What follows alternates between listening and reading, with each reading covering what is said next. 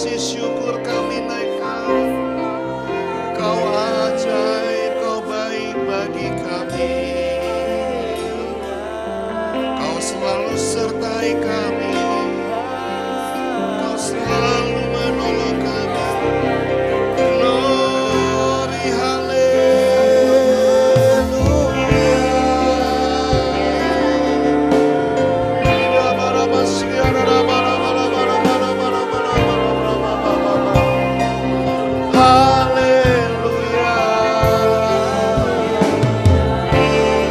Syukur kami kepadamu Tuhan.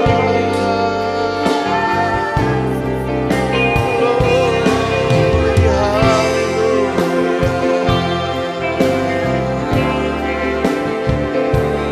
Terima kasih Yesus.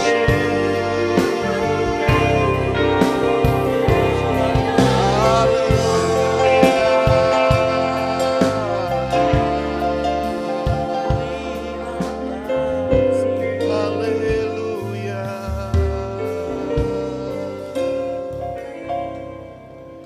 Kami bangga punya Tuhan Yesus seperti Engkau.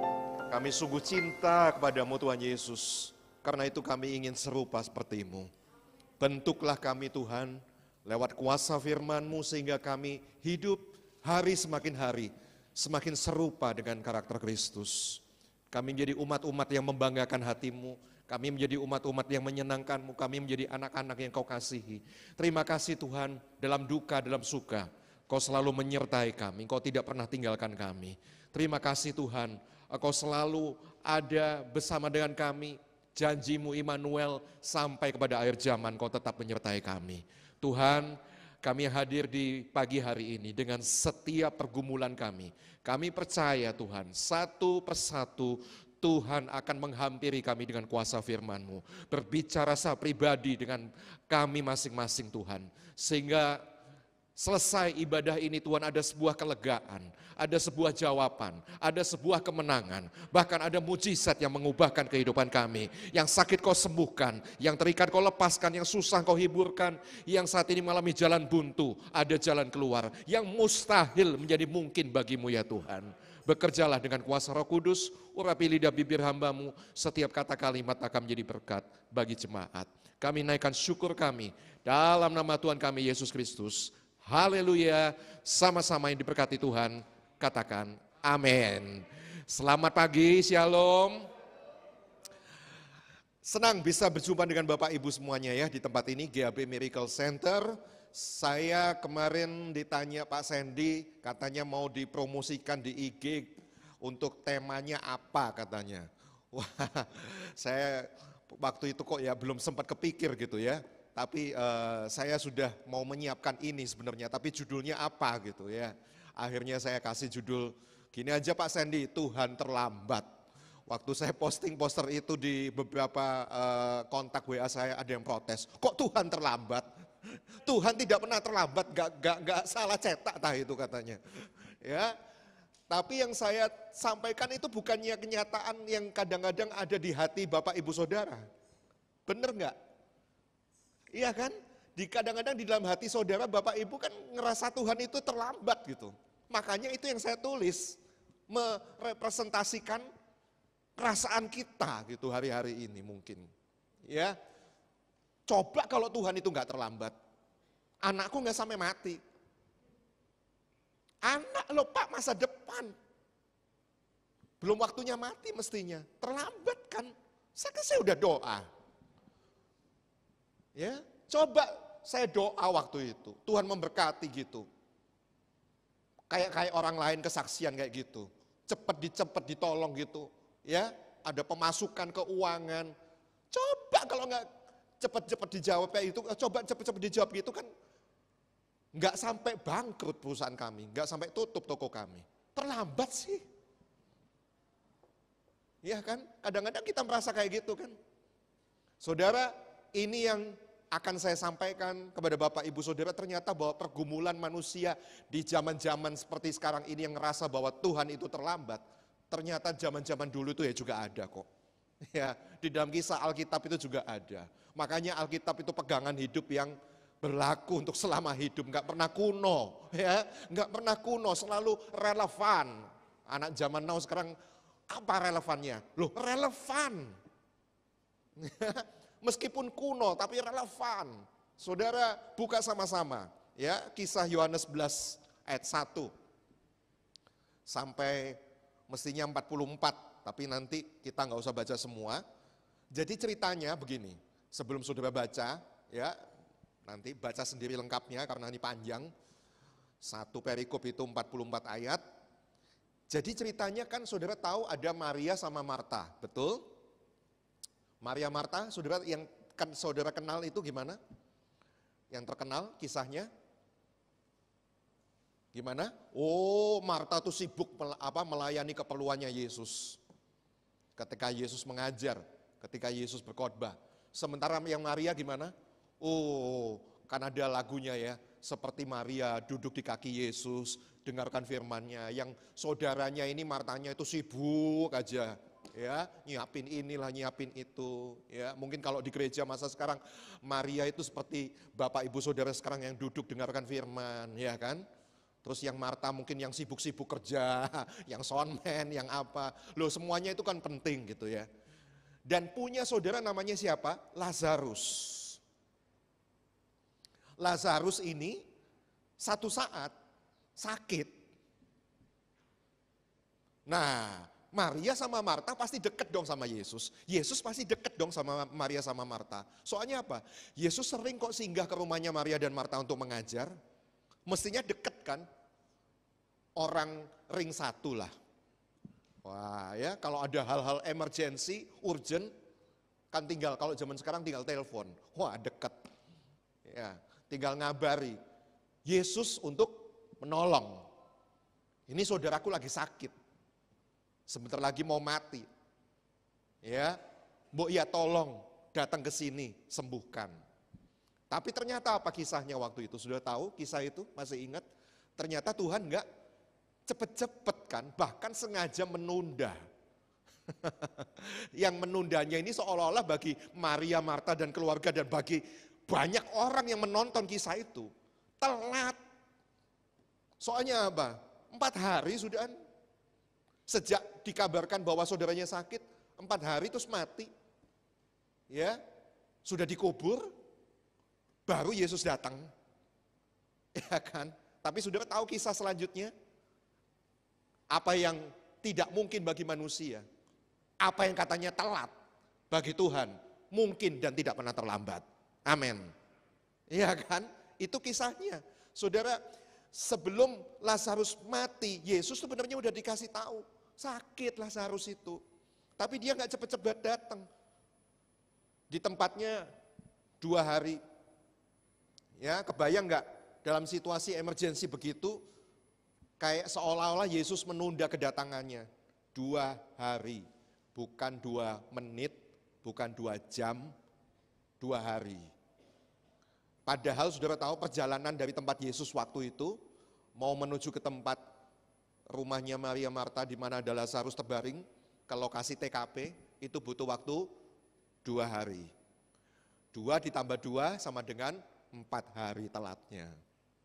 Ya, terus setelah 2 plus 2 hari menunda, Yesus menunda itu bukan karena, kalau zaman sekarang Bapak Pendeta, sibuk jadwal pelayanan nanti ya. Loh ini emergensi Pak, udah ngos-ngosan, udah sekarat mau mati, iya nanti dulu ya. Bukan karena jadwalnya penuh sibuk, bukan ada jadwal lain yang lebih penting, mestinya ini juga penting gitu. Ya, masa Yesus tuh nggak tahu gitu. Lazarus itu tulang punggung keluarga loh. Bagi Maria dan Marta itu Lazarus tuh tulang punggung keluarga. Artinya apa? Kalau sampai mati nggak punya ayah, cuma punya saudara laki-laki, itu masalah berat bagi Maria dan Marta. Ya kan saudara? Mungkin kita pikir gini, Maria Marta itu mungkin bukan orang dalamnya Yesus lah. Mungkin bagi Yesus ya banyak lah orang-orang yang sekitarnya, tapi ini kurang penting lah. Loh kurang penting gimana? Wong Yesus suka dilayani sama si Marta kok waktu pelayanan, hospitality-nya waduh mantep. Ya kan, masa dicuekin. Maria, Marta ini orang yang dekat sama Yesus loh. Ya kan? Kita pikir-pikir lagi kenapa ya kok sampai menunda gitu ya, kok sampai dibilang telat kayak gitu, seolah-olah telat. Ya, Marta ini selalu menservis dengan hospitality-nya yang terbaik bagi Yesus. Sementara Maria duduk di kaki Yesus dengerin khotbah. Kalau Yesus mengasihi mereka, kenapa kok dia nggak cepet-cepetan datang? Mbok ya segera datang gitu kan pemikiran kita ya. Ya, apa Yesus pikir, datang pun ya telat. Tanya sama teman-teman yang lain ya. Kalau zaman sekarang dilihat Google Map. Waduh, butuh 2 hari. Ya, 2 hari yang situ katanya nafasnya udah sesek-sesek. Mungkin pakai ventilator, mungkin saya bayangin begitu. Percuma lah, toh ya nanti ya mati. Apa mungkin Yesus berpikir seperti itu, makanya dia nggak cepet datang. Ya kan? Kalau dipengaruhi oleh jarak, saudara masih ingat gak? Ada hamba seorang perwira Romawi yang doa dari jauh juga bisa kok. Betul gak? Ya, kalau mestinya Yesus itu mau cepat menolong, gak usah pakai lama, gak usah pakai lelet, gak usah pakai lemot, gak usah pakai terlambat. Mbok ya kalau terpengaruh jarak, ya ngomong dong dari tempat dia. Lazarus, dalam nama Yesus, talitakum, jadilah sembuh. Lo kan bisa mestinya. Bener gak? Tapi kok gak dilakukan itu? Ayo coba, kenapa? Ya, apa Lazarus tuh gak penting gitu, kurang dicintai gitu? Ya enggak juga, kita semua adalah umat-umat yang dikasihinya. Enggak ada yang enggak dikasihinya. Atau mungkin pikiran liar kita mikir, sengaja ngeprank mungkin ya. Tuhan Yesus ini ya. Sudah tahu ngeprank, ngerjain gitu ya kan. Ngerjain, gak jadi mati, saya datang gitu ya. Enggak kayak gitu juga kali, masa Yesus tukang ngeprank. Emangnya kayak manusia gitu, suka ngeprank, suka bikin heboh, suka ngerjain. Ya. Bahkan sebagian orang gak percaya sama Yesus, itu kan kerumunan ya. Kalau di kampung gitu sudah ada yang mau sekarat gitu mungkin, wah udah banyak yang datang gitu. Itu sinis loh. Sinis kepada siapa? Kepada Yesus yang dipuja-puja, yang bisa menolong, menyembuhkan. Yohanes 11 ayat 37, nah saya lompat. Kita buka Yohanes 11 ya. Mestinya ayat 1 sampai 44, nah ini ayat 37. Saya nggak loncat-loncat ke perikop yang lain, tapi ayatnya karena panjang, 44, saya ambil beberapa poin penting. Bahkan sebagian berkata dengan sinis, dalam Yohanes 11 ayat 37 dikatakan apa? Tetapi beberapa orang diantaranya berkata apa? Ia yang memelekkan mata orang buta, tidak sanggupkah dia bertindak sehingga orang ini tidak mati? Oh sinis kan? Ya apa sih? Katanya Yesus tuh loh. Katanya yang buta melihat, yang lumpuh berjalan. Iki loh, Lazarus kayak ini, masa gak iso sih? Masa gak bisa sih? Sinis loh orang lain sampean. Mungkin juga di tengah-tengah keluarga sudah teriak-teriak gitu doa.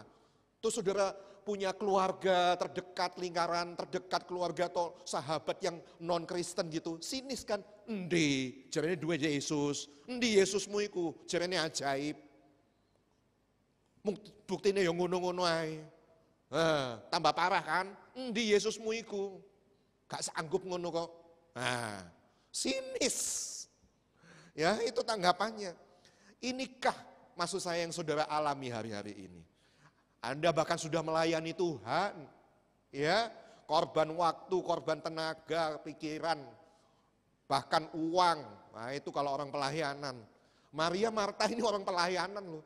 Minta sama Tuhan kok gak cepet-cepet dijawab. Terlambat rasanya, ya Anda sudah berdoa, puasa sudahan, tapi apa? Tuhan itu kayak cuek gitu, cuek bebek gitu, nggak bertindak apapun gitu, nggak ada satu action apapun sampai akhirnya, loh ya kan, mati kan, loh ya kan, tutup wes tokoe, loh ya kan, cerai, lah gak cepet-cepet sih Tuhan telat sih.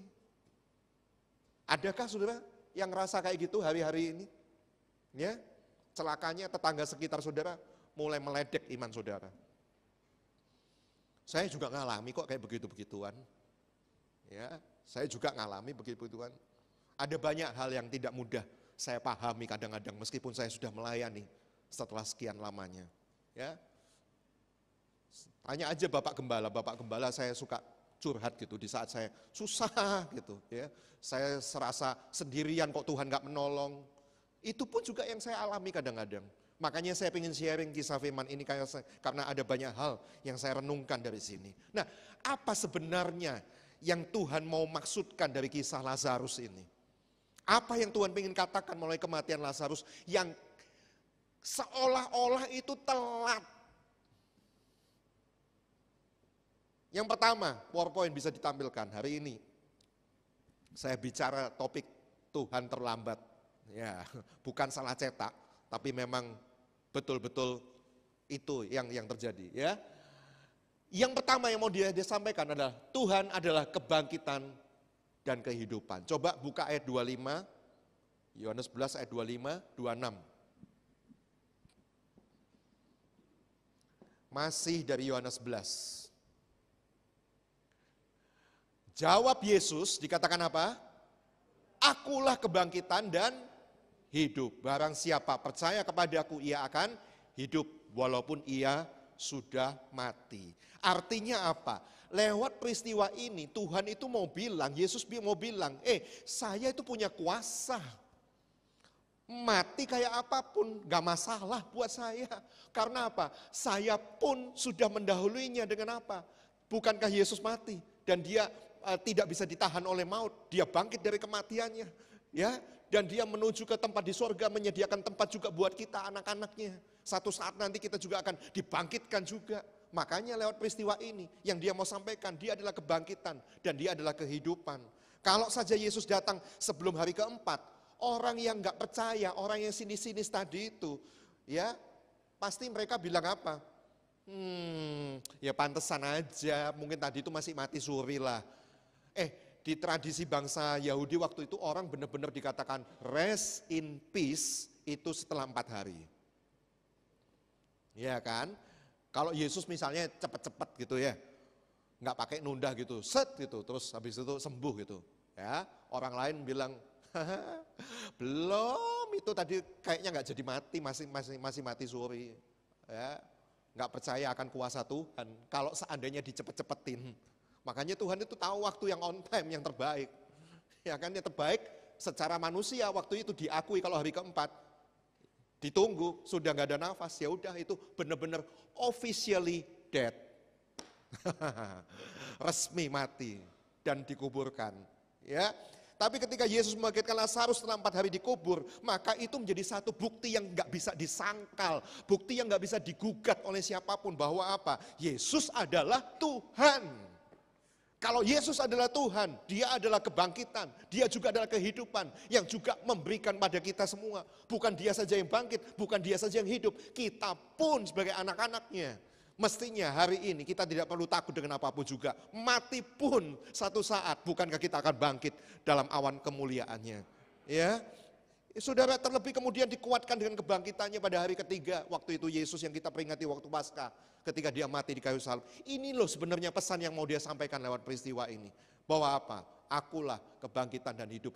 Kata-kata akulah kebangkitan dan hidup itu sudah sering Yesus katakan. Tapi kadang Yesus juga aplikasikan lewat kisah kehidupan sehari-hari. Contoh-contoh yang real, yang relevan. Sehingga apa? Itu menjadi bukti yang tidak bisa disangkal. Bukan cuma omongan. Itu menjadi satu garansi, jaminan buat kita semua hari-hari ini. Semua orang percaya di sini bahwa apa? Yang mati itu akan dibangkitkan. Nah saudara, yang masih hidup, yang kita percaya dengan iman kita, satu saat akan diangkat bersama-sama, bukan? Menyongsong kedatangannya yang kali kedua dalam kemuliaannya. Itu yang pertama yang dia mau sampaikan. Ya, itu aplikasinya. Akulah kebangkitan dan akulah kehidupan. Artinya apa? Saya punya kuasa. Saya tidak pernah terlambat. Ya. Yang paling susah diubah itu kan kematian kan? Kematian orang itu paling susah diubah. Ya. Katanya orang itu mujizat yang wow. Hal yang sulit gitu kalau sudah mati terus bangkit itu hal yang sulit. Sehingga itu kayak dianggap sebagai satu mujizat yang terbesar gitu bagi manusia. Tapi itu pun dia lakukan. Dan tidak susah buat dia lakukan. Karena apa? Dia adalah kebangkitan dan dia adalah kehidupan. Itu yang pertama. Yang kedua, apa yang dia mau sampaikan? lewat peristiwa kematian Lazarus ini. Bisa ditampilkan? Ya, terus next, yang pertama. Nah, yang dia mau sampaikan, Tuhan itu maha mulia. Coba buka ayat keempat dari Yohanes 11. Kita suka dengar akulah kebangkitan dan kehidupan, tapi contoh aplikasinya gimana? Kita sering dengar maha kuasa, maha mulia. Maksudnya gimana maha mulia? Tuhan itu maha mulia. Dia berkata dalam Yohanes 11 ayat 4. Ketika Yesus mendengar kabar itu, kabar Lazarus mati, ia berkata apa? Penyakit itu tidak akan membawa kematian, tetapi akan apa? Ini di sini garis bawahi, menyatakan kemuliaan Allah. Lewat peristiwa itu, tenang aja, penyakit itu nggak bakal bawa kematian meskipun kelihatan secara kasat mata mati. Ya, tidak akan membawa kematian, tapi apa? Akan menyatakan kemuliaan Allah. Sebab oleh penyakit itu anak Allah akan dimuliakan. Saudara kalau baca ini, ada yang aneh enggak? Hah, maksudnya apa Pak?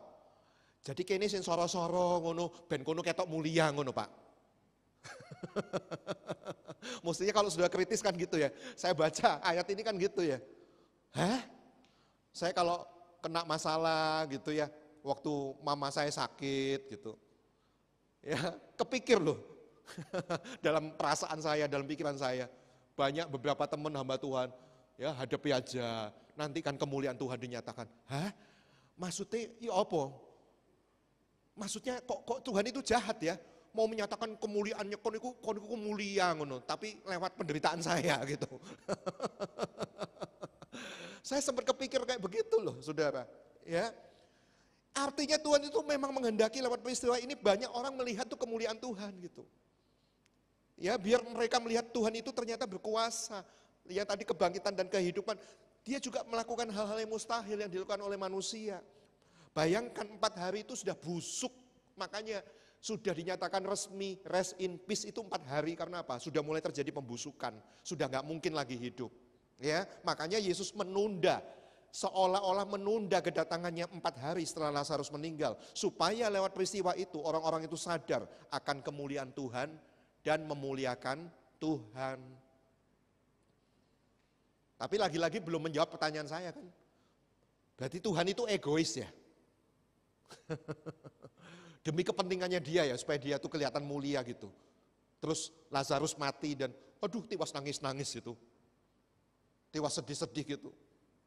Kok pakai penderitaan kita untuk menyatakan kemuliaannya? Kok egois sih Tuhan?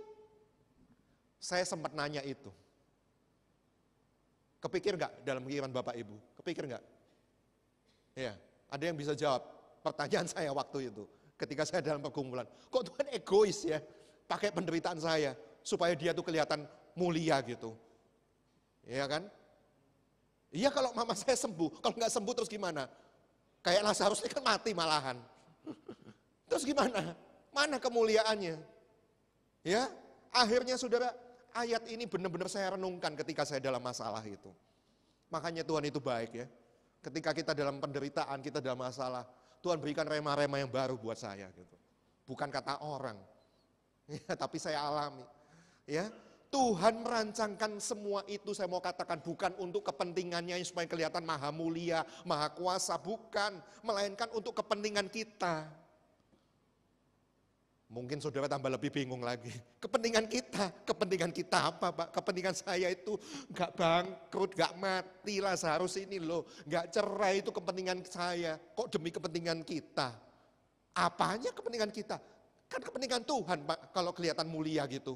Supaya disorot mulia. Bingung Pak saya malahan, Bapak ngomong begitu. Gini, bentar, kalau sudah bingung, it's okay, berarti Bapak Ibu menyimak apa yang saya sampaikan hari ini. Ya, nggak apa-apa bingung. Gini loh, sebenarnya tanpa peristiwa Lazarus itu mati, ya, mati terus dibangkitkan dan hidup, sebenarnya kemuliaan Tuhan itu nggak nambah kok. Dengar lagi ya. Kok lewat peristiwa harus mati dulu dibangkitkan, dredeg-dredeg setengah mati dulu, nangis-nangis dulu sampai kemudian barusan dibangkitkan. Kok Tuhan egois ya pakai begitu katanya untuk supaya dia kelihatan maha mulia. Mau ada peristiwa seandainya waktu itu mati dan dibangkitkan, bukan kemudian kemuliaan Tuhan itu bertambah, bukan kok. Emangnya kemuliaan Tuhan itu bisa nambah, bisa kurang gitu. Kalau manusianya itu seolah-olah doanya dijawab, kemuliaannya Tuhan nambah. Kalau pelayanan semakin meningkat, kemuliaan nambah gitu. Kok kemuliaan Tuhan tergantung sama manusia ya malahan? Kemuliaan manusia sama kemuliaan Tuhan bukannya jauh berbeda, nggak bisa dibandingkan. Kemuliaan Tuhan itu tetap, mau saudara jelek, mau saudara baik, mau saudara gak ditolong, mau saudara ditolong, mau saudara dalam keadaan apapun, kemuliaan Tuhan itu tetap, asalnya tetap mulia, maha mulia, tidak bisa berkurang, tidak bisa bertambah. Pun juga seandainya, misalnya kemudian yang Lazarus mati itu memang terus selamanya mati, bukan artinya Tuhan itu kemudian kemuliaannya turun ngedrop, kemuliaannya berkurang sudahan. Ya, emas saja yang murni, kadang-kadang kalau bisa loh persentase keasliannya itu turun, tapi kalau Tuhan kita bukan begitu. Kalau sampai di sini kita setuju pernyataan ini, mestinya kita hari ini setuju sepakat dengan pernyataan bahwa iya dia maha mulia. Untuk menyatakan kemuliaannya, bukan untuk kepentingan saya. Bukan untuk kepentingan Tuhan maksud saya, tapi untuk kepentingan kita. Saya ralat ya, untuk kepentingan kita. Loh, maksudnya apa untuk kepentingan kita? Maksud saya itu begini, ya, hal-hal yang buruk, yang kita merasa Tuhan itu telat, itu bisa terjadi karena itu memang perlu terjadi. Sesekali perlu terjadi sih. Ya, sesekali perlu terjadi. Supaya kita itu bisa melihat kemuliaannya. Kemuliaannya nggak nambah, nggak kurang loh ya. Jadi kalau Lazarus mati, seolah-olah nggak dibangkitkan, nggak dijawab, bukan kemuliaan Tuhan bertambah atau berturun, bukan. Tapi untuk kepentingan kita. Kepentingan kita apa? Ketika bangkit melihat kemuliaannya, iman kita dibangun. Iman kita dibangun. Dari yang iman teori, katanya itu loh. Orang-orang waktu itu kan masih katanya dengar kabar, makanya cepet-cepet calling Yesus gitu kan supaya segera datang. Ya kan? Saudara, makanya duduk di sini jangan iman katanya. Katanya Bapak Pendeta itu loh, kesaksian kemarin tuh kayak ini bisa kok ditolong Tuhan, bisa. Ya nggak apa-apa sih kalau iman saudara masih iman teori. Ya, tapi iman teori itu kan bukannya harus diteruskan supaya menjadi kuat bertumbuh. Saudara bertumbuh dalam iman menjadi iman kenyataan gitu. Artinya apa? Bukan kata orang lain tapi ngalami sendiri. Iya kan? Ya, dengan melihat kemuliaannya itu imannya dibangun. Pengalaman kalau tanpa teori itu bisa menyesatkan sih memang. Tapi teori tanpa pengalaman mati. Ya, Yakobus 2:17, demikian halnya dengan iman, jika iman itu tidak disertai dengan perbuatan, iman itu pada hakikatnya mati. Jadi orang Kristen yang benar mestinya kan bertumbuh imannya itu. Dari iman teori menjadi iman kenyataan. Nah, pengalaman seperti ini dari yang teori jadi kenyataan itu tidak bisa terjadi waktu hidup kita itu lancar jaya, mulus-lus, tanpa ada hambatan, nggak ada masalah, penuh dengan kemudahan. Kita kadang-kala nggak bisa melihat kemuliaan Tuhan. Jarang orang yang mulus terus gitu ya. Saat dia diberkati misalnya ini contoh tentang uang lah, tentang duit lah yang paling gampang. Ya kita lihat dia mulus terus kayak nggak pernah kurang duit. Nanti kalau tahu kesaksian itu bukan memuliakan Tuhan tapi apa? Memuliakan dirinya sendiri. Aku soalnya ciamik, aku noto semuanya. Udah tak rancang semua Pak, wis gak mungkin bangkrut ini, udah tak siapkan pendapatan saya pasif di kemudian hari ketika saya ini udah gak bisa kerja. Semuanya gak goleng Pak. Ini udah saya siapkan semua. Ada loh banyak orang juga sombong secara kesehatan. Saya masih, ada loh orang yang sampai hari ini masih percaya bahwa dia gak pernah kena COVID sama sekali. Ya mungkin ya ada, tapi ya saya kok rasa kok ya kecil sekali ya presentasinya ya. Tapi dia bukan membanggakan Tuhannya. Tak tanya, saya suka godain kan, masih perawan ya? Masih perawan saya, gak pernah kesenggol virus COVID. Masih perawan, kok bisa? Aku jogo ya, masker wes. Wes rangkap 2, rangkap 3, aku gak mana-mana. Wes minum vitamin, minum obat wes. Ya kan? Dia masih bangga dengan usaha-usaha perbuatannya itu.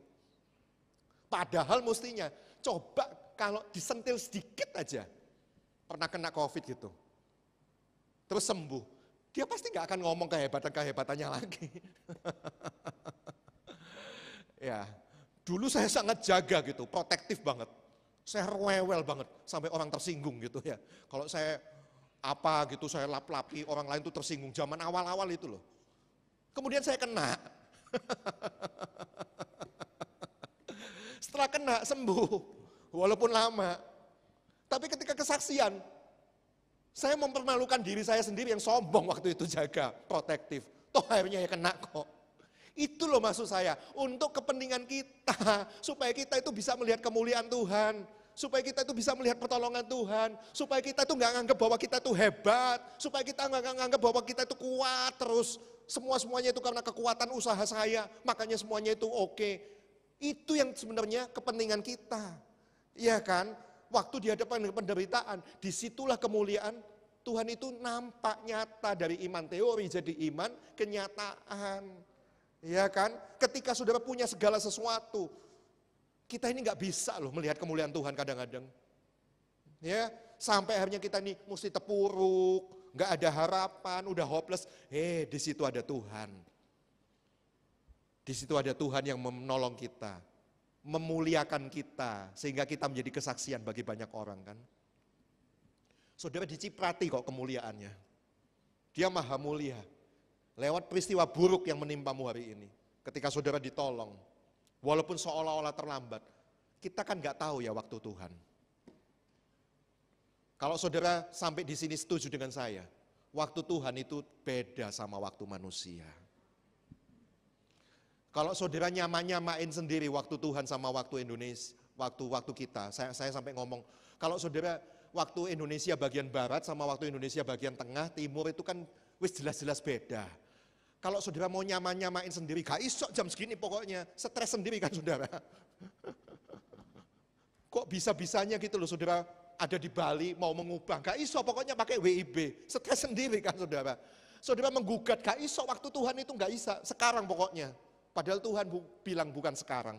Stres sendiri kalau saudara nyamain waktu Tuhan sama waktu kita. Kita setuju kan sampai di sini bahwa waktu Tuhan itu beda sama waktu kita. Dan sampai di sini kita sepakatkan, bukankah waktu Tuhan itu dia tahu yang terbaik. Nyatanya nggak telat kok. Nyatanya nggak ada yang mustahil buat Tuhan. Ya kan? Bukan saat hidup kita lancar itu bukan Tuhan tidak menyatakan kemuliaannya, bukan, yaitu anugerah. Tapi seringkali kita tidak menyadarinya. Sampai di sini ngerti ya maksud saya ya, berarti kan demi kepentingan siapa? Masa kita itu seperti yang tadi saya kepikir, masa kok untuk kepentingan saya ya, kok egois ya, kok jahat ya Tuhan itu, kok kejem ya. Supaya kelihatan mulia gitu, tapi dia pakai penderitaan saya gitu. Enggak. Ya memang saya diizinkan menderita, oke. Tapi itu untuk kepentingan saya, supaya saya bisa melihat kemuliaan Tuhan. Ya, saudara tahu, ya sudah 3 tahun ini loh, saya melewatkan Old and New itu, countdown tahun baru itu di rumah sakit. Sudah 3 kali ini, jadi setiap akhir tahun itu ndredeg gitu. Iki tahun baru nang di mana? Ternyata nang rumah sakit mana ya, yang tahun kemarin nih, mama saya sakit gitu ya. Singkat cerita sakitnya itu sakit yang ya namanya sakit tua lah ya. Semua fungsi udah menurun, itu kan yang nggak bisa dilawan lagi lah. Semua manusia akan ngalami, saya pun nanti juga akan ngalami ya. Fungsi lambungnya udah menurun, penyerapannya udah turun sehingga fungsi pencernaannya terganggu, melambat. Jadi kalau orang cepat tuh ususnya itu cepat gini, ini melambat. Jadi masuknya harus makan pelan-pelan. Ya, namanya pelan-pelan ya, namanya asupannya pelan-pelan ya, gerakannya pelan-pelan gitu ya. Jadi mama saya sekarang ya baik-baik saja, nggak ada penyakit macam-macam, tapi melemah tubuhnya memang. Ya. Tapi sebelum itu kan observasi di rumah sakit, itu ndredeg setengah mati, saya nggak seneng ya. Duh, rumah sakit lagi, rumah sakit lagi, rumah sakit lagi. Saya paling gak seneng. Saya rasa Tuhan itu terlambat waktu itu. Kenapa? Masuk rumah sakit itu loh, sekali, ya waktu tahun baru, tanggal setelah Natal itu, tanggal 28 kalau nggak salah, Desember. Saya bawa ke rumah sakit, muntah-muntah. Saya pikir bawa uang 35 juta itu udah cukup. Wah cukup lah, PD ambil kelas 1. Saya mau kasih yang terbaik buat mama saya. Kan saya bilang toh, kalau mau ngasih yang terbaik itu waktu hidup, bukan waktu mati. Kasih yang terbaik kelas 1. Saya pikir cukup, ya memang cukup memang. Pulang, habis pulang 2 hari lagi, balik masuk lagi, kumat lagi. Mateng kon. Yang 35 ini sudah tinggal berapa? Ini nanti, ini berapa lama lagi gitu. Ya kan? Yang kedua, karena masuk lagi kedua dokternya, wah semakin pengen antusias gitu. Oh ya kok bisa kumat lagi ya. Wah tambah semangat gitu dokternya. Observasi ini, periksa ini, lab itu. Padahal sudah tahu sendiri kan. Buat dokternya semangat, buat saya. Mateng kon biayanya berapa ini. Saya paling gak seneng. Saya itu paling deredek saudara. Saya tahu persis kalau di undaan itu ya. Kalau sudah suster masuk, Pak bawa mapnya itu mapnya hijau. Pak, itu saya malah deredek malahan. Saya sampai tahu loh mapnya itu kalau nggak hijau biru. Ya, Pak, kenapa? Tanda tangan. Ngerti tanda tangan maksudnya? Ada tindakan lab mahal, jadi harus tanda tangan. Aduh saudara, saya waktu itu gini, Pak tanda tangan Pak. Piro maneh ini sampai gak bisa ngitung loh saudara, saking stresnya itu. Takut saya udah. Nggak mau ngitung, saya takut saya udah. Ini cukup, tapi mestinya nggak cukup sudahan. Karena banyak itemnya. Terus saya itu, kok Tuhan itu terlambat ya?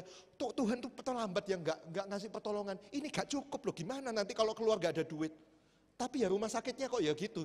Kok ya waktu itu tumben, apian.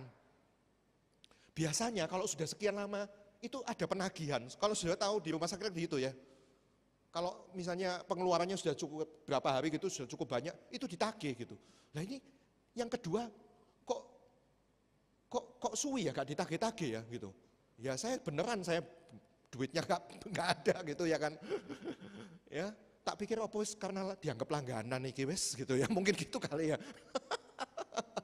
Gak ada, kok tumben gak ada penagihan. Padahal itu saudara, waduh yang namanya USG, yang namanya CT scan, opo itu sudah puluhan juta sudah. Ya saudara, tapi untuk akhirnya itu loh, iman teori saya mengatakan apa? Ya saya sudah sering lah bagi Tuhan, gak ada yang mustahil. Sudah sering lah. Saya kalau dihibur sama temen, ya didatangi sama rekan-rekan hamba Tuhan pakai ayat gitu, wis ngerti, wis ero. Tapi saya alami itu loh kayak gini. Itu loh pergumulan saya. Iya kan? Seru. Bagi Tuhan gak ada yang mustahil. Tapi yo opo. Yo dengan iman, iya wis beriman. Ini iman teori tapi mungkin ya kan. Ya pernah dulu ngadepi kenyataan. Tapi ini kan berbeda ini. Ini jauh lebih wow ini. Makanya ujian itu kan kayak gitu ya. Tambah lama tambah nemen. Nggak ada ujian tambah gak nemen itu, soalnya makin sulit ya kan kalau kita naik kelas itu. Ya kan? Saudara, ini singkat cerita ya. Habis sudah tahu apa namanya? Endoskopi. Itu sampai diulang 2 kali loh, Saudara. Endoskopi itu mahal loh. Sekali endoskopi itu 11-12 jutaan. Itu diulang 2 kali. Berarti sekitar 24 juta kan? Nah, itu kok waktu itu kok nggak ditagih-tagih, sudah endoskopi 2 kali. Saudara, malam-malam ada seseorang langsung gitu, ya dia dari perusahaan, dia ceritanya ngomong sama bosnya, itu satu perusahaan yang sering saya layani, tapi saya nggak pernah ketemu sama bosnya nggak pernah hadir, big bosnya lebih tepatnya nggak pernah hadir. Ya kalau pelayanan kantor tuh Jumat, ya karyawan-karyawannya aja gitu. Nah salah satu karyawannya itu kok waktu ketemu meeting sama bosnya tergerak hatinya, cerita tentang kisah saya itu. Lah, saya juga heran, habis itu karyawannya juga heran, big bossnya terus dengan gampang, wes gampang, nggak usah susah, bilang sama dia nggak usah susah. Udah transfer 25 juta. 25 juta saudara. Bayangkan, saya bukan mau kesaksian tentang uang-uang atau berkat atau apa ya. Berkat itu gak cuma uang aja sih. Tapi itu loh salah satu contoh bahwa disitulah untuk kepentingan saya. Supaya apa? Saya tahu disitulah kemuliaan Tuhan. Saya tidak lagi menggugat Tuhan, tapi disitu saya melihat itu loh kemuliaan Tuhan. Gak bisa lihat kan kalau saya lancar-lancar saja, ya kan? Gak mungkin kan saya kayak begitu kan? Wah ini pasti Tuhan. Sampai saya bilang, Roh Kudus welcome, selamat datang kembali. Ya, bekerjalah terus dalam kehidupan kami. Supaya kami satu saat nanti bisa dipakai. Hari ini saya tibalah waktu saya untuk saya menyampaikan kesaksian bahwa Tuhan itu maha mulia. Bukan saya kan, bukan kehebatan saya kan, bukan hebatnya saya doa. Percayalah kalau orang lagi sumpek, doa itu cuma iso Yesus tolong, Yesus tolong. Gak isa puitis yang nemen-nemen yang bagus-bagus gitu doanya, gak iso. Saya kalau doain orang bisa dengan kalimat yang menyentuh hati, itu yang bagus-bagus, yang panjang-panjang. Tapi kalau kena sendiri, gak iso. Kadang-kadang cuma bisa nangis saja. Ya saudara, itu yang saya maksudkan. Supaya maha mulia. Kita tahu bahwa dia maha mulia. Next selanjutnya, PowerPoint. Nah pertanyaannya apakah setiap orang itu bisa melihat kemuliaan Tuhan dan percaya? Saudara, apakah setiap orang itu bisa melihat kemuliaan Tuhan dan kemudian percaya kepadanya? Kira-kira jawaban saudara gimana? Ayo, nggak apa-apa jawab. Hah? Pertanyaan ini loh, saya kasih pertanyaan. Apakah setiap orang itu bisa melihat kemuliaan Tuhan dan percaya? Loh, nggak ada yang bisa jawab? Ya udah tak kasih pilihan. A, bisa. B, nggak bisa. C, kadang bisa, kadang enggak. D, belum tentu. E, bingung. Nah, yang mana? Saya senang kalau lihat saudara bingung. Pilih E ya, bingung ya. Ya, pilih E supaya nggak bingung, ayo buka ayatnya. Yohanes 11 ayat 45 48. Nah, ini jawabannya. Yohanes 11 ayat 45 48. Waktu saya tinggal 5 menit. Saya akan selesaikan supaya saudara paham, sampai benar-benar paham bahwa Tuhan tidak pernah terlambat ya. Yohanes 11 ayat 45 sampai 48. Banyak di antara orang-orang Yahudi yang datang melawat Maria dan menyaksikan sendiri apa yang telah dibuat Yesus, percaya kepadanya.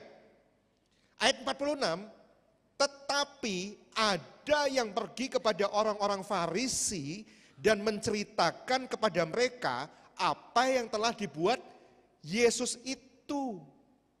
Ayat 47, lalu imam-imam kepala dan orang-orang Farisi memanggil mahkamah agama untuk berkumpul dan mereka berkata apa? Apa yang harus kita buat?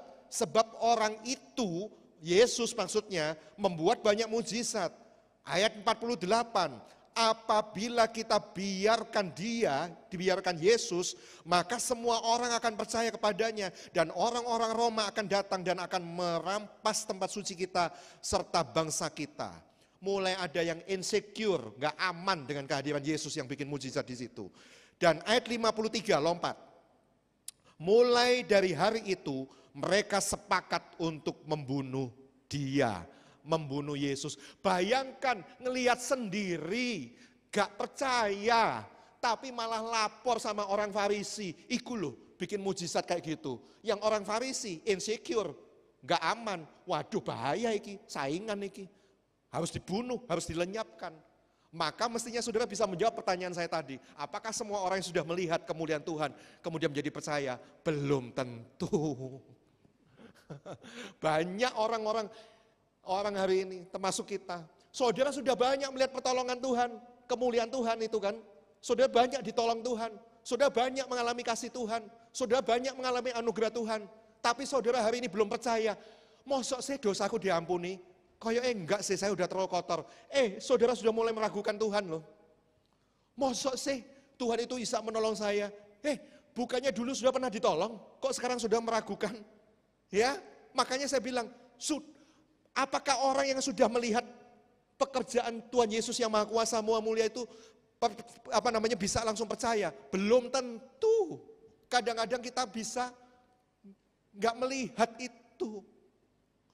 Nyatanya itu tadi hari ini banyak orang mengalami pekerjaan Tuhan yang begitu luar biasa. Diberkati dengan kekayaan, kesuksesan, kesehatan. Tapi masalahnya mereka tidak bisa melihat kemuliaan Tuhan. Malah apa? Malah orang-orang Farisi itu yang memang dasarnya nggak percaya. Malah pengen membunuh Yesus. Mereka pikir, aduh ini bahaya saingan. Ya, makanya nggak heran orang seperti itu merasa terancam gitu dengan kehadiran orang lain yang lebih hebat. Demikian pula bangsa Israel. Sudah tahu bangsa Israel waktu semuanya lancar, mereka terus jatuh bangun dalam penyembahan berhala. Ya, mereka nggak bisa melihat kemuliaan Tuhan. Padahal sudah dikirim catering tiap hari loh. Mana dari sorga. Tapi Tuhan harus biarkan mereka akhirnya dibuang ke Babel selama 70 tahun. Dan Yeskiel waktu itu melihat apa? Keadaan mereka, bangsa Israel ini kayak tulang kering yang sudah nggak ada harapan hidup lagi. Ada kalanya Tuhan membiarkan kayak begitu kan. Tapi lewat semuanya itu, mereka justru melihat kemuliaan Tuhan. Ternyata apa? Ada gitu pertolongan-pertolongan Tuhan sampai keadaan Israel dipulihkan. Yang terakhir, next. Apa yang membuat kita bisa melihat kemuliaan Tuhan? Yohanes 11 ayat 40. Kalau belum tentu semua orang bisa melihat kemuliaan Tuhan, meskipun sudah melihat, apa yang membuat kita melihat kemuliaan Tuhan? Yohanes 11 ayat 40. Jawab Yesus, bukankah sudah kukatakan kepadamu, jikalau engkau percaya, engkau akan melihat kemuliaan Allah. Jadi bagaimana melihat kemuliaan Allah? Percaya. Nah, saudara sudah pintar sekarang ya. Apa yang membuat kita melihat kemuliaan Tuhan? Percaya, yaitu apa? Iman. Ya, iman itu ada dalam hati Marta dan Maria. Iman itu ada dalam hati mereka. Meskipun mereka itu gak ngerti gitu, kenapa kok Yesus tuh gak cepat-cepat membangkitkan Lazarus ketika meninggal. Tapi meskipun demikian, mereka tetap percaya. Kenapa tetap percaya? Yohanes 11 ayat 21. Lihat, mereka masih ngotot tetap percaya, sekalipun keadaan itu tidak sesuai dengan apa yang mereka harapkan. Yohanes 11 ayat 21, kita baca sampai 27. Maka kata Marta kepada Yesus, Tuhan sekiranya engkau ada di sini, saudaraku pasti tidak mati. Tapi sekarang pun aku tahu bahwa Allah akan memberikan kepadamu segala sesuatu yang engkau minta kepadanya. Nah, aku tahu, ini bahasa iman. Kata Yesus pada Marta, saudaramu akan bangkit. Kata Marta kepadanya, aku tahu bahwa dia akan bangkit pada waktu orang bangkit pada zaman. Nah ini iman, tapi imannya Maria itu nggak nyandak gitu. Dipikir bangkit itu bangkit pada hari zaman. Bukan waktu itu, seketika itu juga. Ayat 25, jawab Yesus, akulah kebangkitan dan hidup. Barang siapa percaya padaku, ia akan hidup walaupun dia sudah mati. Ayat 26, dan setiap yang hidup dan yang percaya kepadaku tidak akan mati selama-lamanya. Percayakah engkau akan hal ini? Jawab Marta, ya Tuhan, ku percaya. Nah, dijawab dengan begitu. Ya Tuhan, aku percaya bahwa engkaulah Mesias, anak Allah, dia yang akan datang ke dalam dunia. Jadi kenapa orang Farisi, ahli Taurat tidak bisa melihat kemuliaan Tuhan waktu peristiwa Lazarus dibangkitkan? Karena nggak percaya. Saudara tahu kan di satu tempat Yesus nggak bisa lakukan. Yesus yang maha kuasa, maha mulia yang bisa lakukan mujizat. Nggak ada mujizat terjadi karena apa? Orang-orang tidak percaya. Kemuliaannya sih ada tapi apa? Tidak bisa dilihat, bahkan tidak bisa terjadi karena apa? Ketidakpercayaan mereka, ketidakpercayaan kita. Sebaliknya Marta dan Maria bisa melihat karena apa? Sejak awal mereka percaya dengan iman. Iman membuat mereka mampu melihat hal-hal yang tidak bisa dilihat oleh mata secara jasmani. Ya, saudara, itulah yang Tuhan maksudkan dalam Matius 13 ayat 12, karena siapa yang mempunyai kepadanya akan diberi sehingga ia berkelimpahan, tapi siapa yang tidak mempunyai apapun juga yang ada padanya akan diambil daripadanya. Ini bicara tentang iman. Ya, doa saya, saudara saat ini sudah akan melihat kemuliaan Tuhan. Enggak apa-apa, it's okay kalau saudara belum melihat pertolongan Tuhan, rasanya Tuhan terlambat.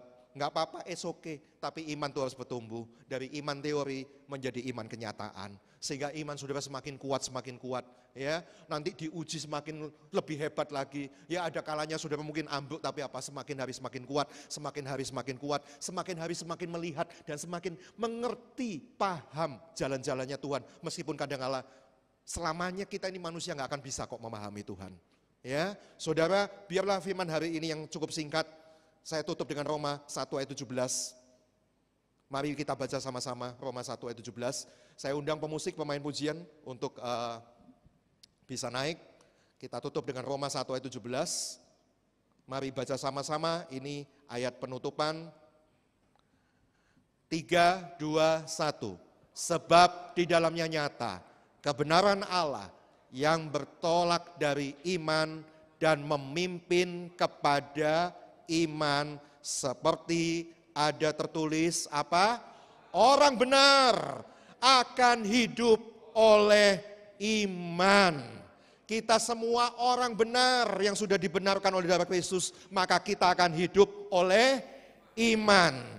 Biarlah iman saudara semakin bertumbuh, doa saya, dan saudara akan segera melihat pertolongan Tuhan. Jadilah saksi dimanapun saudara berada untuk menyaksikan Tuhan kita maha kuasa, Tuhan kita maha mulia, Tuhan kita jalan dan kebenaran dan kehidupan. Sama-sama kita bangkit berdiri. Bila kau izinkan sesuatu terjadi, ku percaya semua untuk kebaikanku.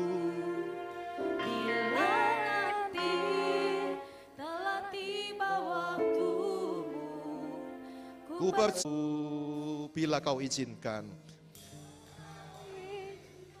sesuatu kebaikanku, bila nanti telah tiba waktumu, ku percaya kuasamu memulihkan hidupku. Waktu Tuhan pasti yang terbaik, walau kadang tak mudah dimengerti. Lewati cobaan, ku tetap percaya waktu Tuhan pasti yang terbaik.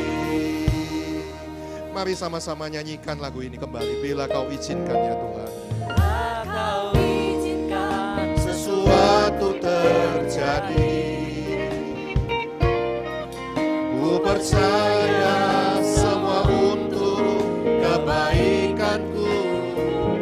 Bila nanti telah tiba waktumu, ku percaya kuasamu memulihkan hidup.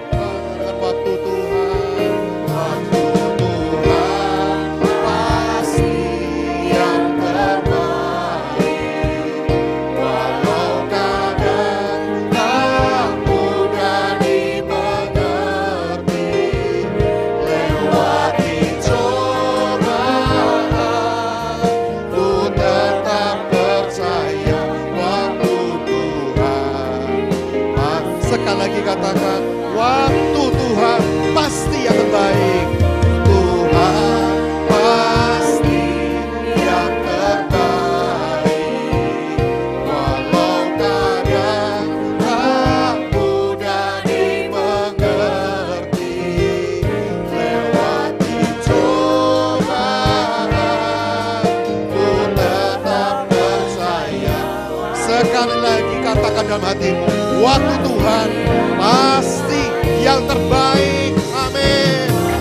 Tuhan pasti yang terbaik, walau kadang tak mudah dimengerti. Lewati cobaan, ku tetap percaya waktu Tuhan pasti yang terbaik. Kami tahu Tuhan, waktu Tuhan pasti yang terbaik. Ampuni kami kalau kami suka mengatur waktu-Mu Tuhan. Bukankah Engkau yang punya kuasa? Engkau yang punya kuasa. Engkau yang punya kuasa akan kehidupan dan kebangkitan. Tapi kami sering kali mengatur waktu-Mu Tuhan, seolah-olah Engkau terlambat menolong kami. Tuhan, kami tahu hari ini, lewat firman kebenaran, Tuhan tahu yang terbaik buat kami. Meskipun kadang-kala susah kami untuk memahami-Mu ya Tuhan. Ampuni kami kalau kami kadang-kala salah paham dengan Engkau. Ampuni kami Tuhan kalau kami kadang-kadang salah mengerti tentang jalan dan pekerjaan-Mu ya Tuhan. Tapi pada akhirnya kami tahu lewat kebenaran hari ini bahwa Tuhan tahu yang terbaik. Tuhan yang terbaik untuk diri kita masing-masing. Yang terbaik buat si A, belum tentu yang terbaik untuk si B. Sehingga saudara jangan bandingkan pertolongan Tuhan akan si A dengan pertolongan Tuhan akan si B. Semua berbeda, tapi semua pasti ditolong Tuhan. Semua pasti akan dijawab oleh Tuhan sesuai dengan waktu dan caranya. Hari ini Tuhan, terima kasih untuk kebenaran firman-Mu. Mungkin hari ini iman kami cuma sekedar mendengar kata orang. Katanya Tuhan itu mampu, katanya Tuhan itu bisa, katanya Tuhan itu membuat mujizat, katanya Tuhan itu mengasihi, katanya. It's okay. Tapi doa saya hari ini, biarlah hari ini, mulai hari ini, saudara akan mengalami pengalaman-pengalaman nyata yang bersama dengan Tuhan. Pengalaman-pengalaman heran bersama dengan Tuhan. Sehingga sampai saudara mengerti dan memahami dan akhirnya mengakui bahwa semua ini boleh tetap kami kuat berdiri karena anugerah-Mu ya Tuhan. Bukan karena kekuatan kami. Sehingga kami melihat kemuliaan-Mu.